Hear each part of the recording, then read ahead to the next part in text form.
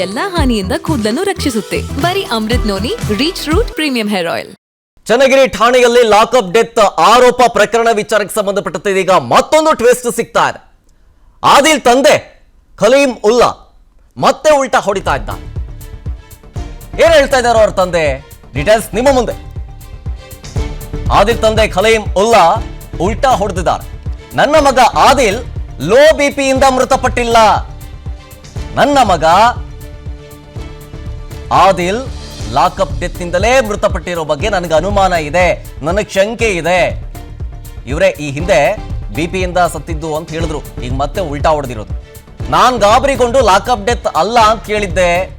ನನ್ನ ಮಗ ಆದಿಲ್ಗೂ ಮಟ್ಕಾಗೂ ಸಂಬಂಧ ಇಲ್ಲ, ಯಾಕೆಂತ ಹೇಳಿದ್ರೆ ಅವರ ಸೊಸೆ ಗಾಬರಿಯಿಂದಾಗಿ ಮಟ್ಕ ಆಡ್ತಾ ಇದ್ದ ಅಂತ ಹೇಳಿಕೆ ಕೊಟ್ಟಿದ್ರು. ಅದಕ್ಕೂ ಕೂಡ ಅವರ ತಂದೆ ರಿಯಾಕ್ಷನ್ ಕೊಟ್ಟರು. ಮಟ್ಕಾಗೂ ನನ್ನ ಮಗನಿಗೂ ಸಂಬಂಧ ಇಲ್ಲ, ನನ್ನ ಮಗನ ಸಾವಿನ ಹಿಂದೆ ಅನುಮಾನ ಇದೆ ನನಗೆ, ನನ್ನ ಮಗನ ಸಾವಿನಿಂದ ನನಗೆ ದಿಗ್ಭ್ರಮೆ ಆಗಿದೆ, ಮಗನನ್ನ ಹೊಡೆದು ಕೊಂದಾಕಿದ್ದಾರೆ ಅಂತೇಳಿ ಖಲೀಂ ಆರೋಪ ಮಾಡ್ತಾ ಇದ್ದಾರೆ.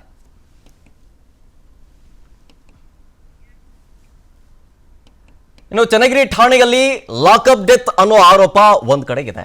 ಸೊ ಇದೇ ವಿಚಾರಕ್ಕೆ ಸಂಬಂಧಪಟ್ಟಂತೆ ಲೋ ಬಿಪಿಯಿಂದ ಸಾವನ್ನಪ್ಪಿದ್ದಾರೆ ಅನ್ನೋ ಆರೋಪ ಇದೆ ಅಂತ ಅಂತಿಮ ದರ್ಶನದ ಬಳಿಕ ಶಾಸಕ ಶಿವಗಂಗಾ ಬಸವರಾಜ್ ಈ ವಿಚಾರದ ಬಗ್ಗೆ ರಿಯಾಕ್ಷನ್ ಅನ್ನ ಕೊಟ್ಟಿದ್ದಾರೆ. ಅವರ ಅಂತಿಮ ದರ್ಶನಕ್ಕೆ ಬಂದಿದ್ರು, ಈ ಸಂದರ್ಭದಲ್ಲಿ ರಿಯಾಕ್ಷನ್ ಕೊಟ್ಟಿರೋದು. ಮರಣೋತ್ತರ ವರದಿ ಬರಬೇಕು, ಅದು ಬಂದ ಮೇಲೆ ಸತ್ಯಾಸತ್ಯತೆ ಏನು ಅಂತ ಗೊತ್ತಾಗುತ್ತೆ. ಲೋ ಬಿಪಿಯಿಂದ ಸತ್ತಿರೋದಾ ಅಥವಾ ಲಾಕಪ್ ಡೆತ್ ಆಗಿರೋದಾ, ಒಡೆದು ಸಾಯಿಸಿರೋದಾ ಗೊತ್ತಾಗುತ್ತೆ.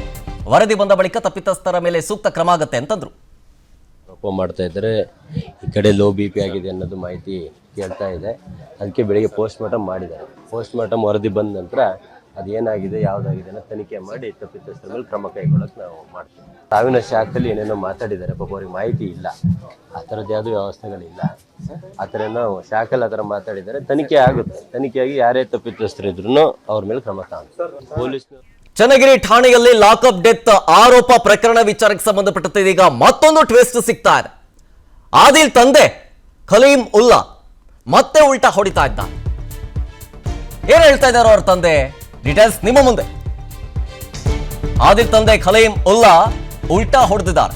ನನ್ನ ಮಗ ಆದಿಲ್ ಲೋ ಬಿಪಿಯಿಂದ ಮೃತಪಟ್ಟಿಲ್ಲ. ನನ್ನ ಮಗ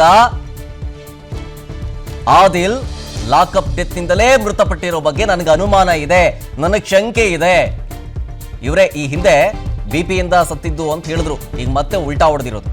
ನಾನ್ ಗಾಬರಿಗೊಂಡು ಲಾಕಪ್ ಡೆತ್ ಅಲ್ಲ ಅಂತ ಕೇಳಿದ್ದೆ. ನನ್ನ ಮಗ ಆದಿಲ್ಗೂ ಮಟ್ಕಾಗೂ ಸಂಬಂಧ ಇಲ್ಲ, ಯಾಕೆಂತ ಹೇಳಿದ್ರೆ ಅವರ ಸೊಸೆ ಗಾಬರಿಯಿಂದಾಗಿ ಮಟ್ಕ ಆಡ್ತಾ ಇದ್ದ ಅಂತ ಹೇಳಿಕೆ ಕೊಟ್ಟಿದ್ರು. ಅದಕ್ಕೂ ಕೂಡ ಅವರ ತಂದೆ ರಿಯಾಕ್ಷನ್ ಕೊಟ್ಟರು. ಮಟ್ಕಾಗೂ ನನ್ನ ಮಗನಿಗೂ ಸಂಬಂಧ ಇಲ್ಲ, ನನ್ನ ಮಗನ ಸಾವಿನ ಹಿಂದೆ ಅನುಮಾನ ಇದೆ ನನಗೆ, ನನ್ನ ಮಗನ ಸಾವಿನಿಂದ ನನಗೆ ದಿಗ್ಭ್ರಮೆ ಆಗಿದೆ, ಮಗನನ್ನ ಹೊಡೆದು ಕೊಂದಾಕಿದ್ದಾರೆ ಅಂತೇಳಿ ಖಲೀಂ ಆರೋಪ ಮಾಡ್ತಾ ಇದ್ದಾರೆ.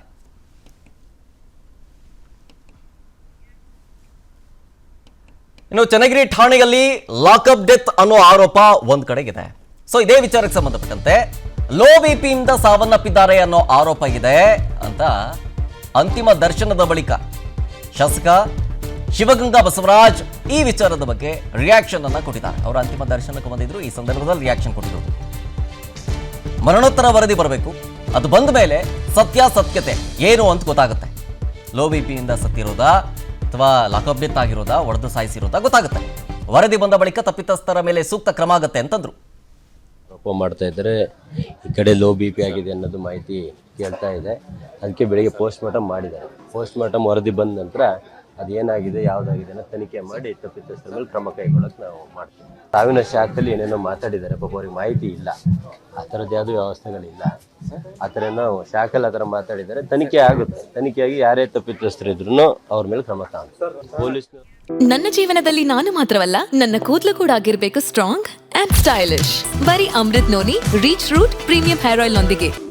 Reach root premium hair oil. ಅನುಕ್ಷಣದ ಸುದ್ದಿಗಳಿಗಾಗಿ Vistara news YouTube channel subscribe ಮಾಡಿ.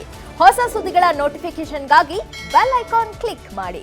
ಲೇಟೆಸ್ಟ್ ಅಪ್ಡೇಟ್ಸ್ಗಾಗಿ www.vistaranews.com ವೆಬ್ಸೈಟ್ಗೆ ವಿಸಿಟ್ ಮಾಡಿ. ಅಂಗೈಯಲ್ಲೇ ಜಗತ್ತಿನ ಸುದ್ದಿ ತಿಳಿಯಲು Vistara news Kannada app download ಮಾಡಿ.